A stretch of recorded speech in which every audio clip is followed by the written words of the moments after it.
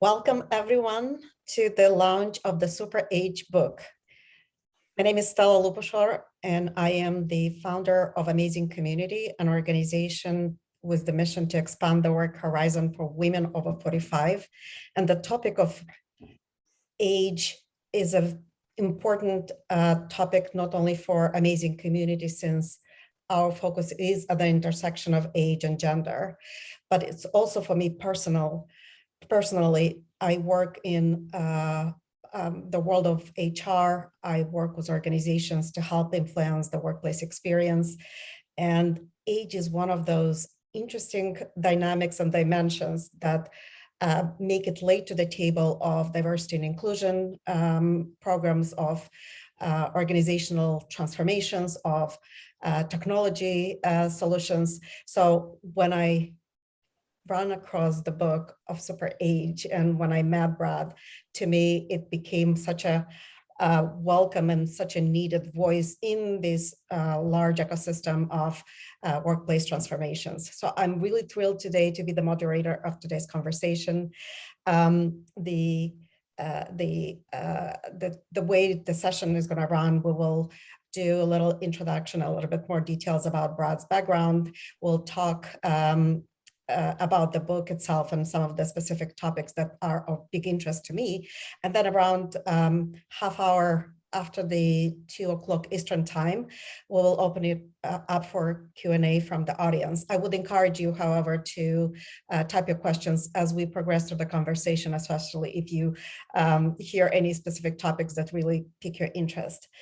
And we will hopefully not run out of questions before the end of the hour. And if we need to run over, that's okay too. More importantly, if we do not get the chance to discuss your question, you can always email to Brad and he'll be happy to answer anything that you may have on top of your mind. So without further ado, let's dive in. So Brad, I am really thrilled to introduce you. I think your background is so diverse, and you managed to influence large organizations like World Economic Forum. You really spend a quality time at the ARP, which is a big has a big presence in this space. But I think the book and the way you really position the opportunities that Super Age brings to the world of work, to the society in general, really create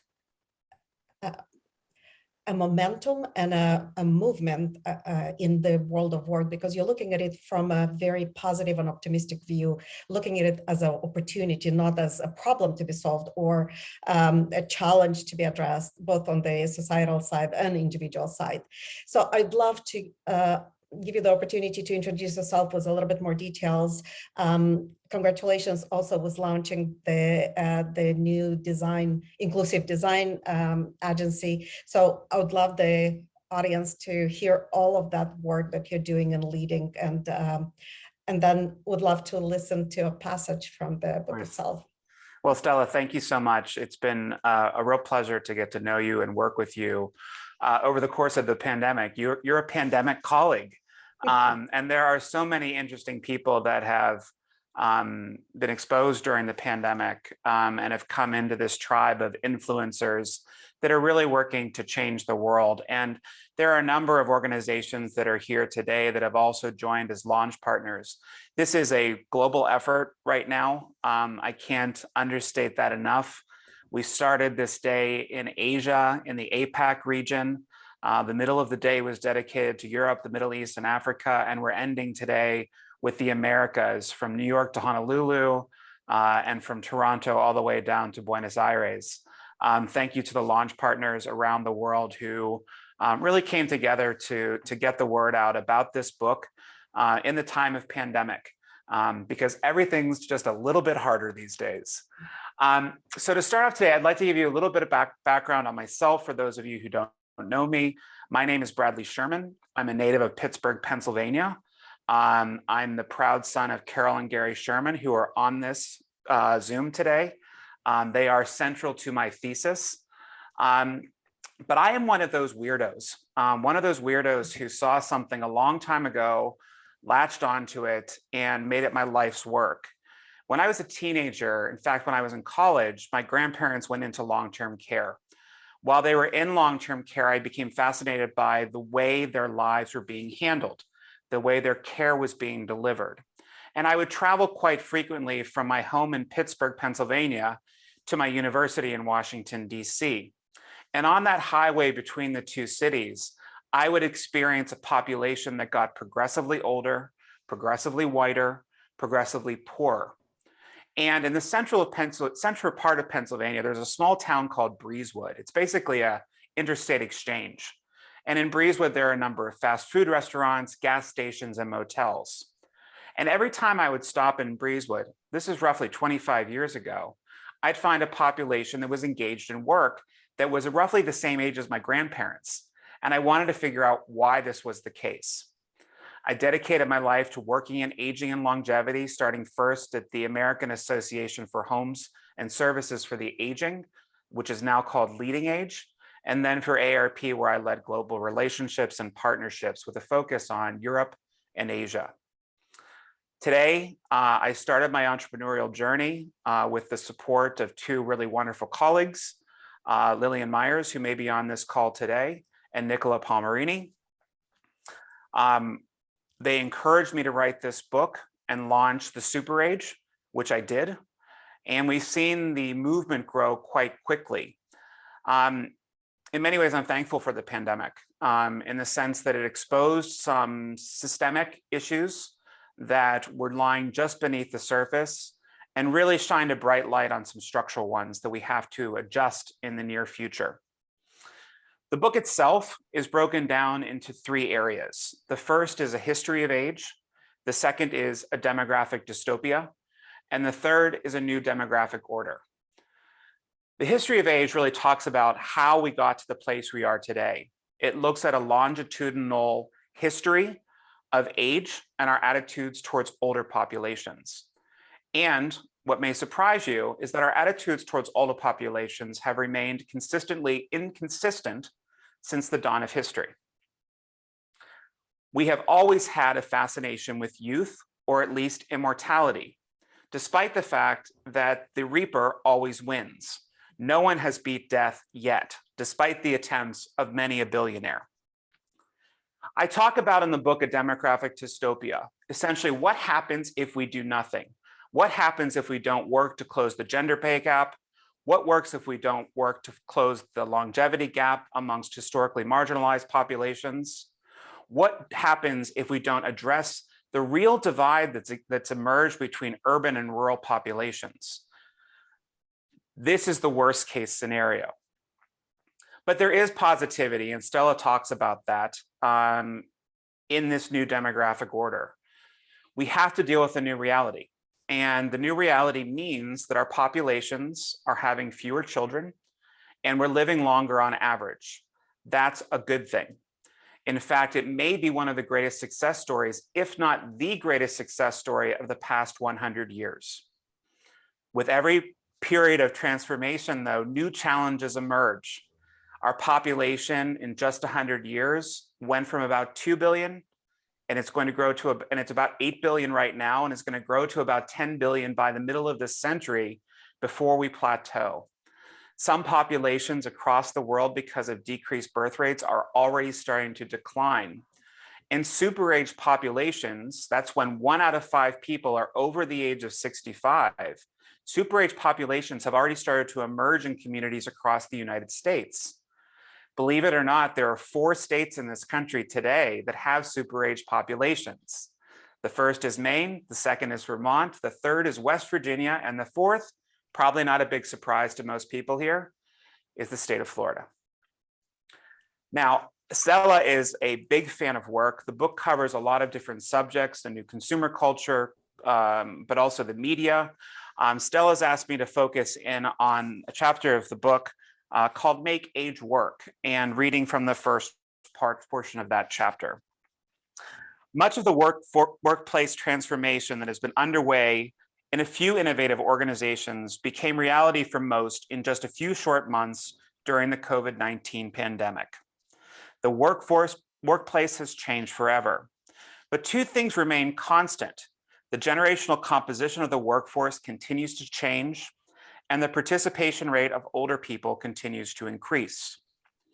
It has become clear that flexible work and working from home are possible and should be encouraged, especially for employees who are caregivers, whether for children, loved ones, or even parents.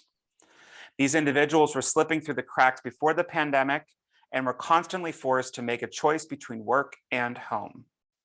Although both flexible work and working from home can be a challenge for managers at times, such arrangements are possible and can lead to more productivity.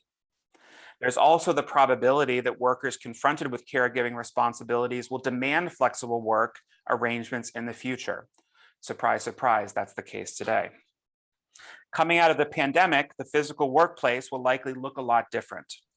Offices will probably shrink their physical footprint and limit their use of space primarily to in-person meetings and collaboration, at least in the short term, which could in turn reshape commercial districts and transportation networks. Companies will likely leverage a number of health technologies to monitor workers' body temperature and improve air filtration.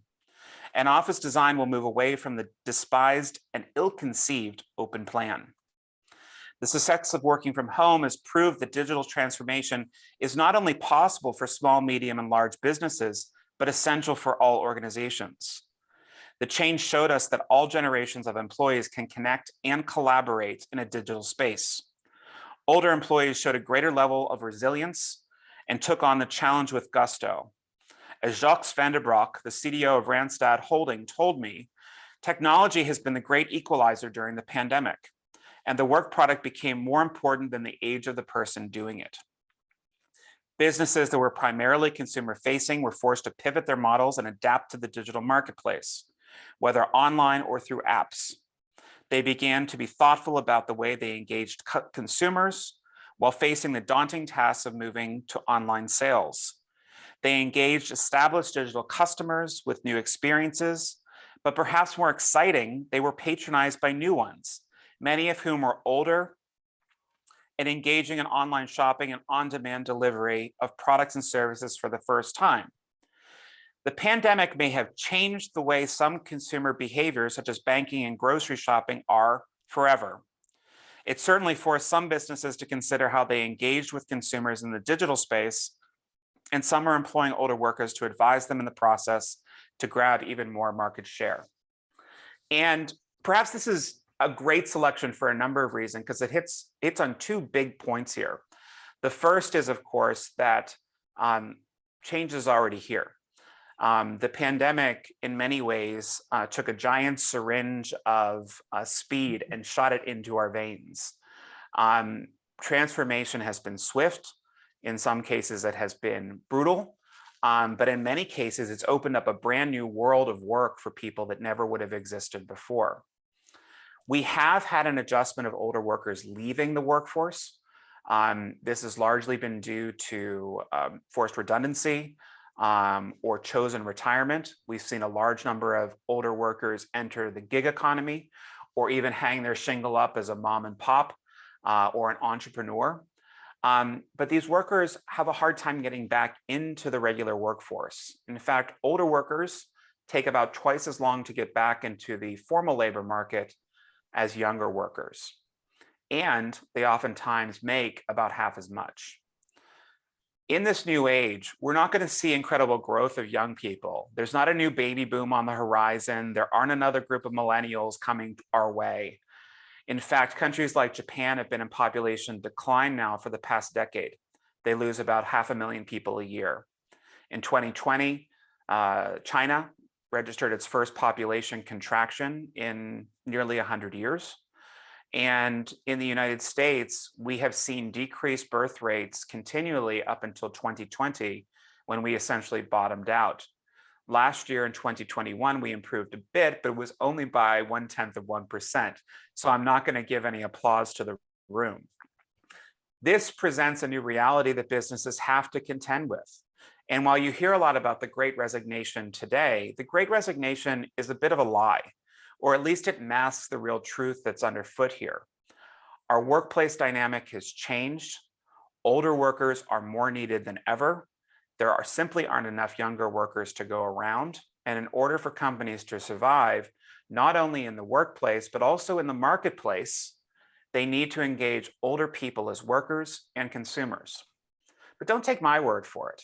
Take the word of experts around the world as well as corporate CEOs. In fact, late last year, the CEO of Whirlpool called on demographics as one of the greatest challenges to his business. So this isn't some wacko science anymore. This isn't some organizations trying to make altruistic overtures to a population. This is in fact a market need and something that we need to address. So I applaud Stella for all of her great work in this area, and I look forward to our conversation today. I love this. And the fact that you focus so much on the work environment, it's so timely and it's so critical. And in the times of abundance and the times of calm, the river flows and the water covers a lot of the underlying rocks that get in the way of the society, well-functioning society. But I think the pandemic really was indeed that accelerant, that speed injection that forced a lot of the changes, not only to how organizations work and engage with their workforce, but how workers relate to the workplace environment and the expectations and how their values system shifted. So when I think about the work environment and work in general, and we'll talk about other aspects of the book in a few minutes, but I wanted to start with the work environment because we all work. We all have the need to be engaged, to be contributing to the society, to be valuable. And as we age, that need is even more. We may not have the same physical capacity. Maybe our eyesight goes, maybe some of the movement and flexibility goes away, but we still have the need and have the ability, and we live longer. And it's an important part of our life and our identity. So how can organizations think differently about the opportunities older workers have, and how might they need to change physical space, digital space, practices and policies, compensation, different reward structures, as well as the flexibility that a lot of people expect nowadays? Yeah. Is there a kind of holistic picture and set of recommendations you would give to organizations? Yeah, so thanks for that question, Stella, because I think it's one of the underlying themes of the book. The built environment is obviously very important. You alluded to the fact that we're launching a subsidiary that's happening this week that's focused on inclusive design called Kiba. It's focused on the built environment in particular, with where we're zeroing in on hospitality, housing, and the workplace, because we think the workplace is a pretty awesome location for us to make really important social change and economic change at the same time. As it relates to the workforce of tomorrow, it's not just about older workers. This conversation, this book is not just about old people. In fact, I think we miss the mark when we think of it as just that one singular group. This is about our collective future, not just the future of a single generational cohort. That being said, there are some things that really connect the generations, and some things that we all need in the workplace, and we're starting to demand of our employers today. And the first and foremost is flexibility. Pandora, the proverbial Pandora, has been left out of the box since we've been allowed to work from home, at least for those of us in the knowledge economy. And with that reality in mind, employers simply can't say, get back in, come to the office, we're going to lock you back down at your desk and force you into a 9 to 5. That isn't a reality anymore. And any CEO that thinks that is going to lose people, and they're going to lose them quickly, unless, of course, they make up for it with incredible salaries and benefits, which historically doesn't look like that's going to happen. When we talk to employers as a consultancy, we tell employers they have to brace now for a new business case.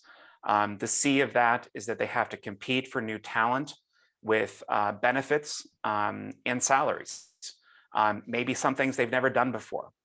The A is that they have to augment their workforce with new technologies, both machine learning and automation, as well as artificial intelligence.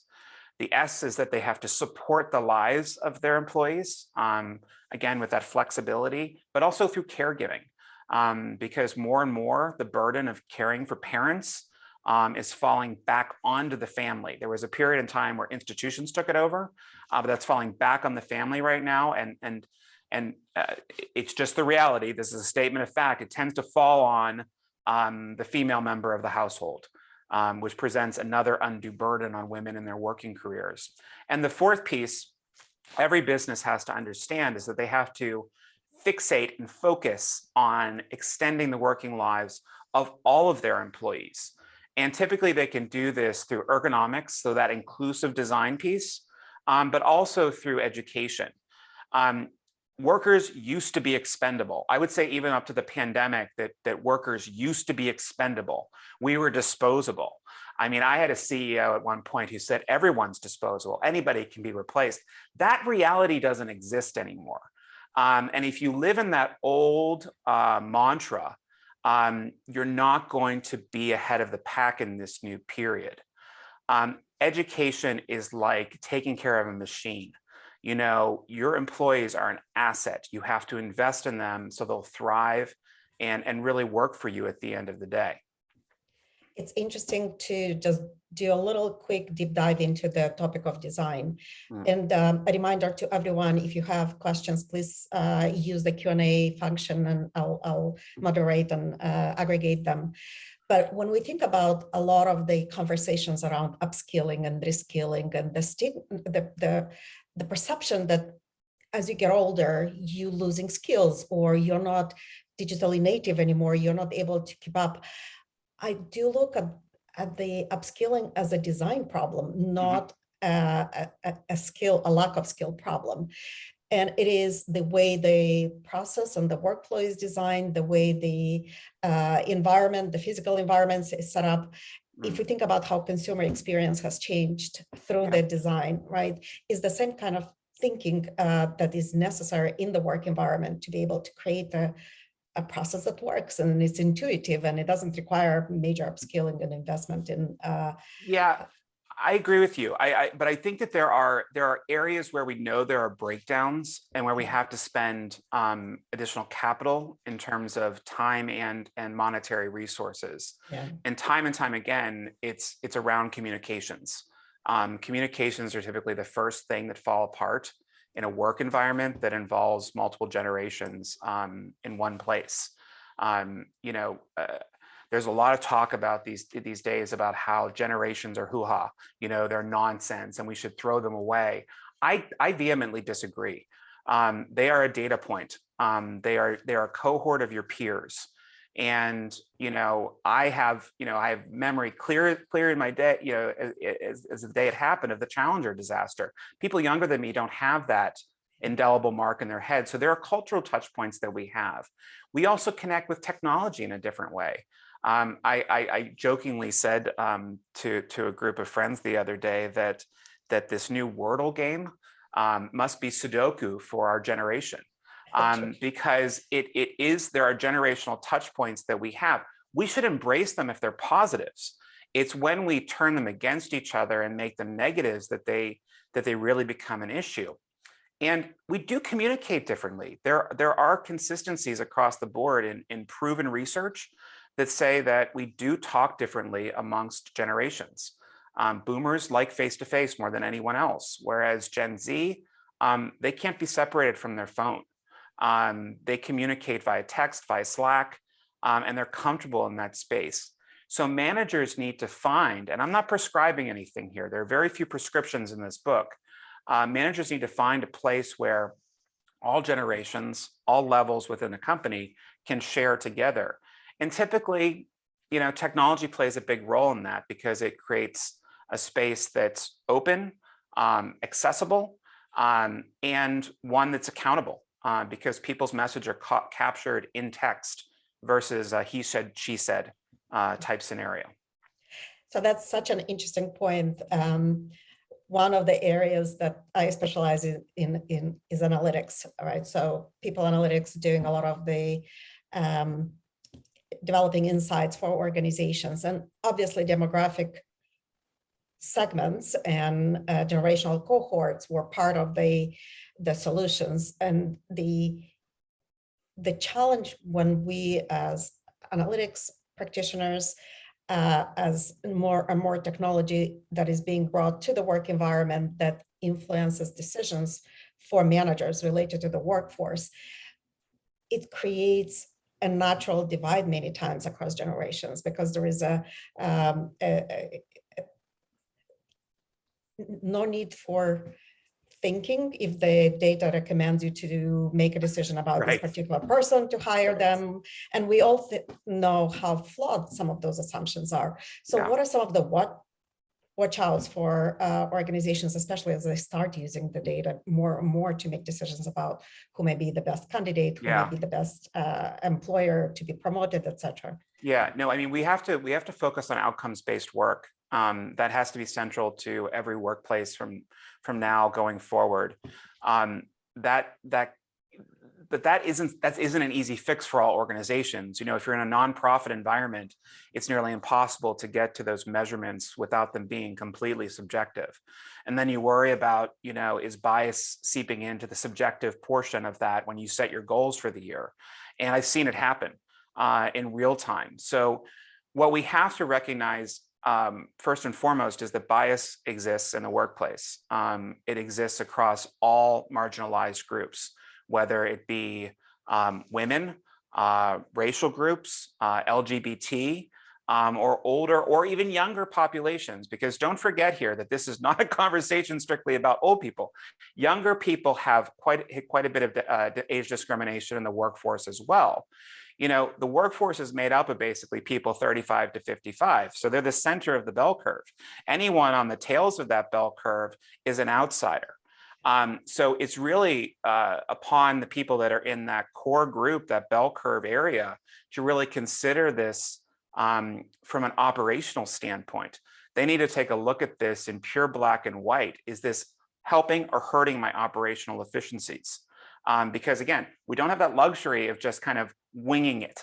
We don't have the luxury anymore of saying, well, Bill costs $100,000 a year, but I can get 3 Janes for 30,000 each, and I'm still saving 10K a year. We don't have that luxury anymore. We have to take a look at, you know, the Bill who might be 67, 70 years old and say, wow, that experience that he has really is essential for our operating efficiencies. And those 3 Janes, they're not there anymore. So we've got to tap into Bill's expertise. But I also think it's important to highlight here that not all older workers are good workers. Not all younger workers are good workers. There are always going to be bad ones in the marketplace. So advocating in a blanket statement that we have to do this, there is bad experience that exists out there. Just like there is phenomenal experience. And we want workers and we want employers to be able to identify what's good and what's bad in a better way. So those metrics that you talk about, Stella, are incredibly important. Sheila, thank you for the comment. Sheila said, I'm married to a 67-year-old who can't be separated from his iPhone. And I think it's a really good indication of that generations are good in general terms, right? To describe some of our preferences, shared experiences that we had them. At the same time, they may not, they point to the fact that we are not that different across generations. Correct. And Daisun sent a really related good question on this topic, is how do we best get younger generations invested in supporting and recognizing the value of the aging population, the experience and value in work and community? And I would add to that question, and vice versa, because obviously there are biases on both sides. Yeah, but it's good to focus on the young people because they have the most to lose and they have the most to gain in this new period. Yeah. And I'm seeing in the chat too a mention by Lillian about startups. And I think you need to take a look at the startup community to see where the real change is happening here. I have been like jumping out of my skin right now at the prospect of these younger cohort startup founders that are basically taking a look across the spectrum. And a nod to South Florida, Lillian. South Florida has become a hotbed of tech innovation around older populations that is largely being led by millennial and Gen Z founders. It's nothing short of remarkable. And they're doing things that, you hear about and you're like, oh man, why didn't I think of that? One of my favorites has to be Upside Home, which is a co-housing model. They actually call it the Golden Girls model, and it's appropriate to say that the day after Betty White's 100th birthday, where they bring men and women together into housing, into shared housing, that helps, drive affordability, where costs are incredibly high, and they're able to link services into the home, rather than people being forced into an institutional care setting that is not only wildly expensive, but a terrible burden on the larger healthcare system. So that's just one solution that's out there. My former intern, Brooke James, is on a startup team at a company called Italy. And Italy is a New York-based startup, and they help family caregivers get access to money from the state that they're owed for taking care of their mom or their dad, or perhaps their in-laws. And I think that's amazing. And it shows us that there's a future here for young people to make money off of this period, both in the care sector, but also in non-traditional sectors too, where there could be some pretty impressive opportunity. Now, I'm sure you're asking yourself, what about older people? There are a lot of older people moving into entrepreneurship right now. They just don't want to call it an entrepreneurship. They want to call it, starting their own small business, opening a mom and pop, or I opened a cafe. They don't think of themselves like Elon Musk. They don't think of themselves like Jeff Bezos. They think of themselves as wanting to stay connected and wanting to survive financially. And some of those people who are entrepreneurs are working squarely in the gig economy. They might be your Uber driver. They might be delivering groceries for Amazon or even packages. You might find them on Fiverr, or you might find them on one of the many startups around the world that are intentionally going after older talent and selling older experienced talent to corporations that need it, that don't have that institutional expertise. So I think there was a question about, get a list of these startups. I will be happy to send those out to folks that are on here. The two that I mentioned are Idly, Aidaley, I believe, Upside Home, HOM. But there are more than you can shake a stick at, and they're all in the book. So please make sure you're buying the book. And of course, if you're interested in following to learn more about these, you can always find me on social media. I'm most active at Bradley Sherman on LinkedIn. That's where I share the deepest insights, because it's the most civil place to have a conversation. I was about to say too, the book is packed full with this type of examples. And at the beginning, you said something about, describing what works. So let's dive into those examples of what works. And if you can speak a little bit to what works at the societal level, what are some of the economies that are really successful at creating inclusive environments for people in the society at the country level, and what we can do in the US, since this is a US specific. And then at personal level, I feel like language shapes a lot of our perceptions about the work environment and the society around us. So what we as individuals need to do differently to influence and make it work. Right. Those are a lot of questions there, Stella. Let me try to get to them all. I think the one thing that we've learned, I've learned consistently across the board in every nation around the world, in large part the work that I led at AARP around the Aging Readiness and Competitiveness Report, and then following on to with this book, is there's not a single country in the world that's doing it right. So if you think you're living in a place that's abysmal or might not be firing on all cylinders, there are other places that are probably worse off than yours, but there might be some that are better. There might be some areas that you see really compelling and innovative things happening, and others where there's not. Earlier today, of course, I mentioned I was on a similar conversation with my colleagues in Europe and the Middle East and Africa, and one of the women asked where some of the best workforce practices were in the world, and I said, well, Germany. And she said, but I'm in Germany, they're terrible here. Which I thought was a misread. There are some really innovative things that are happening in Germany, in large part because there's a supply and demand issue. And consistently, when there is an imbalance, when you need to hire older workers, when you need to get that expertise into your company, you make some pretty fascinating alterations to the way work is done. Germany is known for ergonomics. They're known for efficiencies. So they've built those in. The BMW plant in Dingolfing was probably the first in the world that really considered generational design, inclusive design in their workplace. They improved quality overall for their customers, but they also improved the contentment of their employees. And that's a big thing if you want to retain people long term. What's interesting about the BMW model is that it was quickly adopted by Mercedes-Benz, and then it was adopted by Porsche. So there's a best in class thing that happens here too, a club that companies want to be a part of. And that's spread throughout Germany. The national railway system is an age-friendly employer. They are inclusive in their design. So it spreads like wildfire once it settles in. I think one of the places that has done probably the best at reintroducing older people back into the community, because let's not forget here, a couple of organizations got together essentially in the middle century and said, retirement is a good thing. Why don't you move out of your community and into this brand new home in the middle of nowhere, and we'll take care of you. I mean, we started to put people in ghettos. And that's a nice way of calling what they've become. Folks are very much disconnected from the rest of us.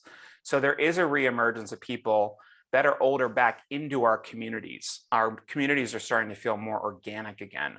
My own street in Washington, D.C., we've got kids as young as 3 and adults as old as 80 plus. It feels like it should. But I would say that if you're taking a proactive approach to this, the Netherlands has done a pretty good job overall with their government policy.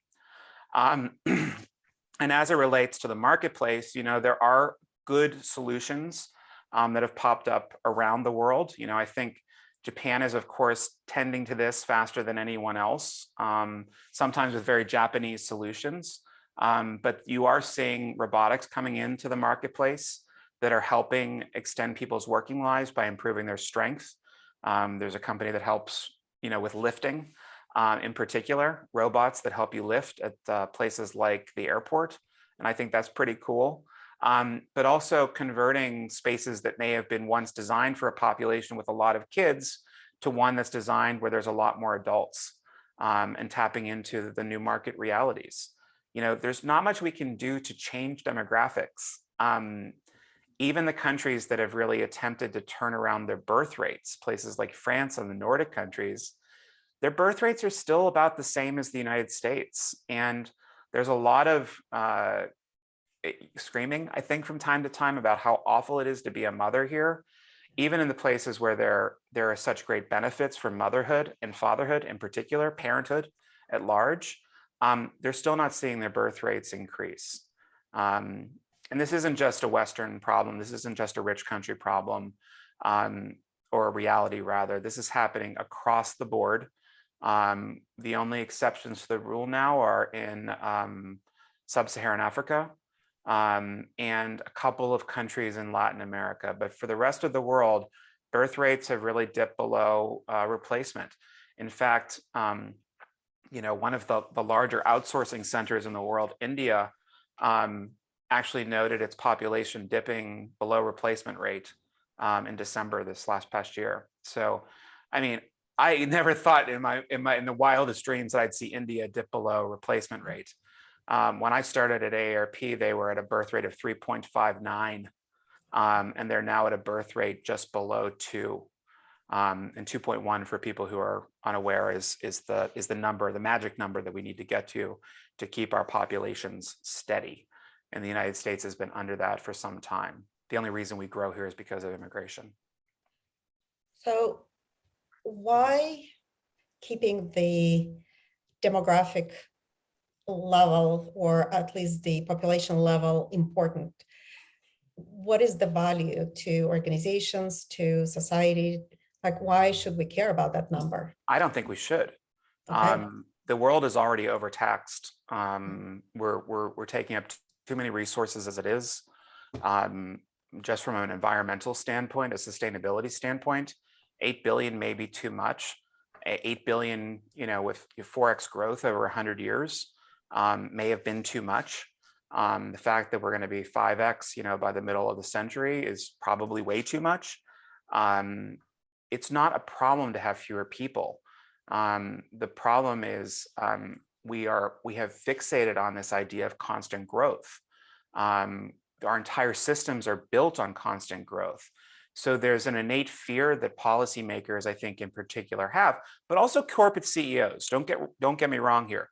They're inherently afraid of this idea that we might start to contract. Our population might start to right size itself.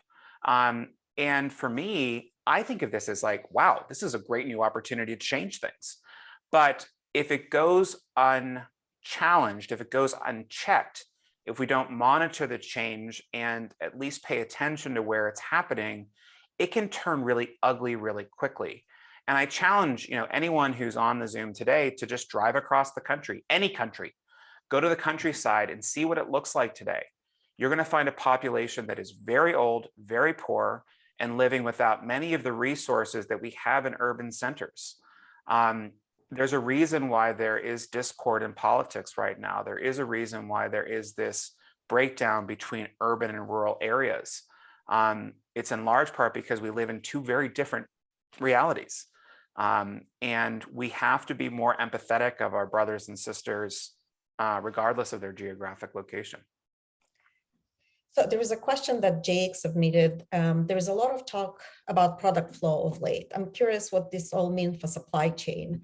And I want to reframe and add a little bit more on top of it, because the previous answer that you just gave ties into that conversation. I think the world as a whole is starting to get more local. Yeah. Right? We realize the fragility of the supply chain. We realize the fragility of just-in-time production and all of this obsession with efficiency. And the more we can start taking care of local community and building that community where people of all ages can thrive, where you can walk to the office, where you can eat and have access to entertainment. And many of those may not necessarily be only in urban centers, right? With the migration and people leaving these top tier cities and moving away towards lower cost or more space, or whatever the reason was that they decided to move away.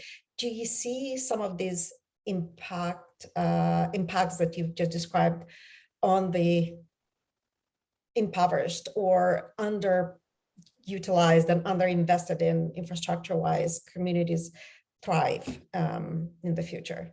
I mean, I think that it's a loaded question. I do think that there is something afoot here, but you've got to be very careful about judging what happens in the pandemic versus what happens outside of the pandemic. Our life expectancy during the pandemic dropped by 2 years. That's going to bounce right back coming out of this, most assuredly. So we can't look at that as a trend. Right. Are people moving out of big cities into smaller towns? Yes, but not consistently across the board. So, if you live in New York City and you moved out to Hudson Valley, have you really moved? Yes, you've moved to a new location. You've moved to a more rural, a more pastoral setting, but you haven't moved to the center of Oklahoma. And there are just some places that are going to vanish from the map. There are places that are going to get maybe a new breath of life put into them because of this change. Cities are expensive right now. And the cost of living has not kept up with individuals' ability to own a home. So young people in particular who want to live this American dream, and I apologize for being too Americentric here for my colleagues up and down the Americas, but the American dream is home ownership, and that's quickly eroding unless you move into a smaller community, unless you move outside of a major city. And people are doing that. In fact, I think with remote work, it could be a trend, but I think it's too early to call that one, Stella. Even for me, it's too early to call that one to see if if it's here for good. Now, in terms of investments, that is an important question because we do have a population living in the countryside now that is older and poorer. We are seeing, thanks in large part to COVID, again, speeding up change that was already here, a collapse of the rural healthcare system, in large part because there was a resistance to vaccines.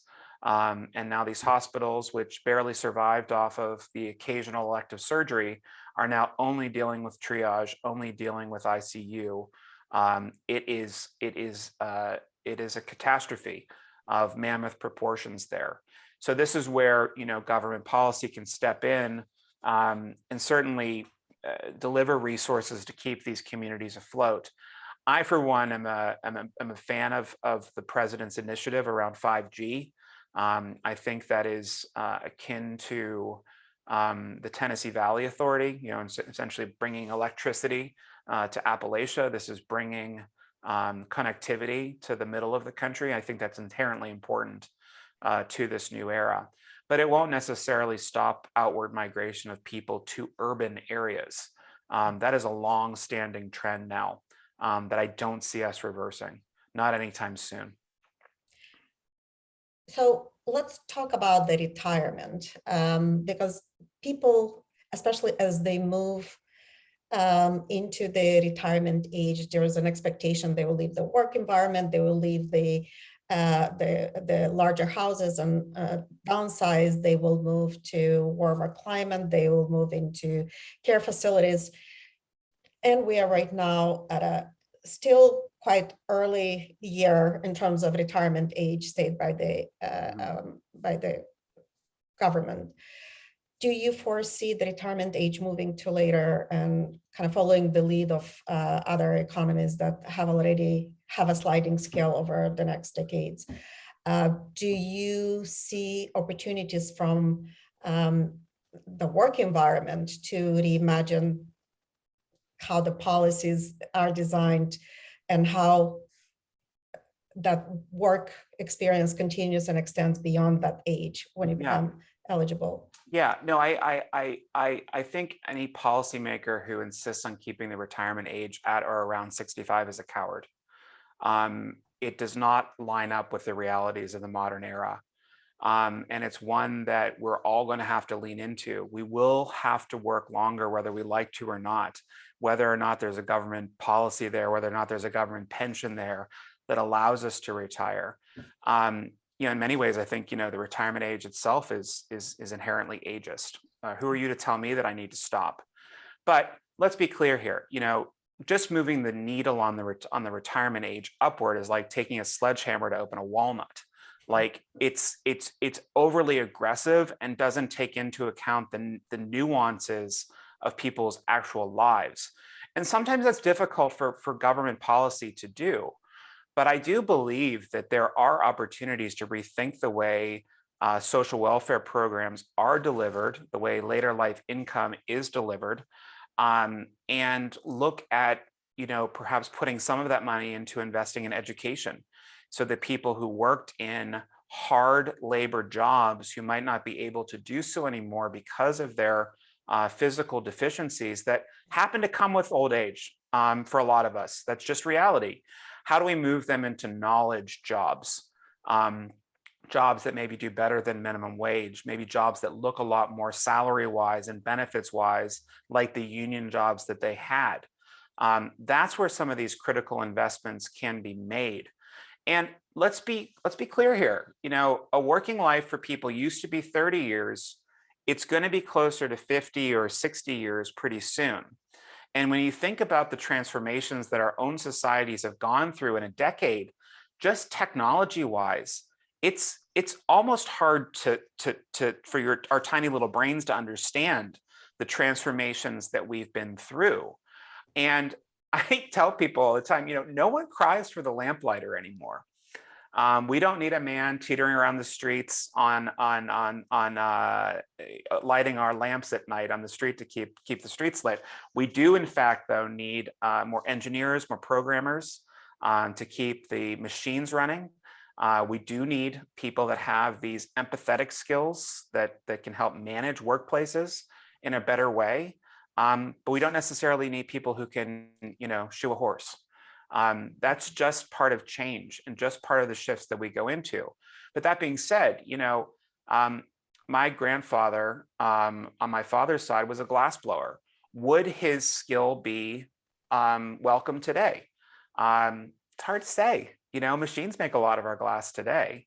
But would we worry about him if he lost his job? Well, I think, yes, we would be concerned if he did.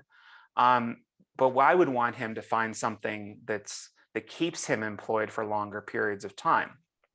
And let's be clear here, there is a business case for this. There is a clear and present business case for this. We know that if we keep people employed, they are better off. They are better off financially, they are better off physically, and they are better off with their cognitive abilities. That has been proven at this point. And perhaps, in a rather selfish mode, they continue to be net producers to the economy and not net consumers or net takers, dependents on the economy. And that's a win-win for all of us. So we can keep people healthy and continue to make more money, and the economy can continue to thrive. I'm struggling to find a downside here. So anyone who pushes for forced retirement or insists that the retirement age has to remain the same, I think they're living squarely in the past. Thank you. Now let's talk about the language. We always had a tough time coming up with the name, especially from amazing community perspective, right? Because for us, we felt age, it's a range. And if we put people in a certain category, 45 plus, that by itself, it's ageist, right? Back to your point earlier. We don't want to call them older. We don't want to call them in a second life of their career, because who knows where that middle point is. And we ended up calling it amazing because it's taking the aging word and replacing G with MAZ, and we're bringing amazing women back into the labor market, not aging women. I love the super age title that you came up with, because it feels like it's finally perfect for describing what it is that we're trying to address here. First of all, how did you come up with it? Where did the inspiration come from? Well, it's one of the few times I think we can all collectively thank the UN. This is a UN designation for populations. Super aged populations are when 1 out of 5 people are over the age of 65. So in many ways, I co-opted the term. And I felt that, a lot of my work throughout my career has been turning negatives into positives and making people understand the opportunity that exists with aging populations, generationally diverse populations. And language does matter. But one thing we know is that people don't like to be pointed at as old or older. And I certainly think that this new group of consumers, whether you subscribe to Chip Conley's view as a modern elder, or my view as a middle ager, some people call these folks super agers. I think that's a nice evolution and I welcome it. But they tend to have consistent traits. And I know it's a lot harder for folks to get to, but this idea of focusing on people's life stage, or at least their life attributes, becomes far more important in the future. So super agers, this middle plus, they're economically active. They tend to be engaged in work, paid work, part-time or full-time, sometimes volunteer. They're almost always generating income, and that can be from assets. They're intentional about their health, probably more so than any other group out there. They go to the gym, they ride their Pelotons. Yes, they ride their Pelotons. They have their Apple Watches. They like to do their steps. They're curious, which I think is a really important trait that people miss often. And they refuse to be pegged as old. So they're going to fight against it literally at every turn. And they're not looking for some fountain of youth here. They're looking to stay part of the pack. We are pack animals at the end of the day. We are a tribe, and we want to stay at least in the center, if not ahead of it. The second we feel ourselves falling behind, that's when we've lost the game. That's when we can't keep up with the rest of the team. So when companies in particular, and we didn't talk too much about products, and I am conscious on time here, we talk about products and services that older populations, this new emerging group of middle plus, really like. They're products and services that include them. They don't exclude them. They aren't the push button life alert call button, which I think most of us remember from the 1980s. Help, I've fallen and I can't get up. They're the Apple Watch now. And in fact, I was watching TV this past week with my husband, and this Apple commercial flashes on the screen, and it's a computerized voice, and it says, Bob has taken a hard fall, and it's in the woods. Bob has taken a hard fall. He is located at, and it gives the location. It shows no person, only the woods, and it calls for help.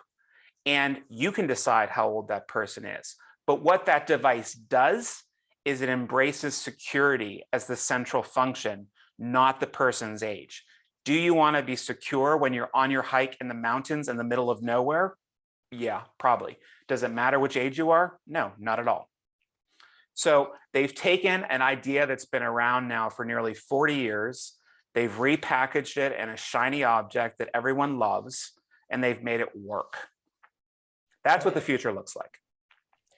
So I know we only have 4 minutes left, and one advice that you would give to anyone who has the opportunity to impact in a positive way the inclusiveness of their environment, what would that be? What should they look for? Well, I think if you're an employer, you have to take a close look at your language first and foremost. Things that we would consider to be relatively innocuous can really block people out from work. The classic one, recent graduate. It's such a simple term, but that blocks a vast majority of the working age population from even applying for a job. Years of experience, silly. It's not experience if it's the wrong experience. And then there are other things too that may be considered as coded language that most of us will say, huh? Meals included. Meals included may sound, really simple and something that isn't controversial at all, but it suggests that you'll be tied to the office. It suggests that they'll expect you to be there all the time. So those are red flags for all applicants, but especially for older applicants too. As we consider inclusive design going forward, like I said, the open plan is dead.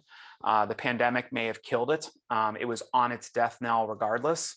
It was a bad idea to start with, and it never got any better, despite people's attempts to incorporate it into large structures around the world. People like the working space to be semi-private. We have to focus on those communication tools at all points in the design process. And we have to consider that our language when marketing products and services avoids the ageist traps, avoids falling into that classic, you're old, so you should buy this, or you're old, so you're outdated. There's no faster way to turn off a customer.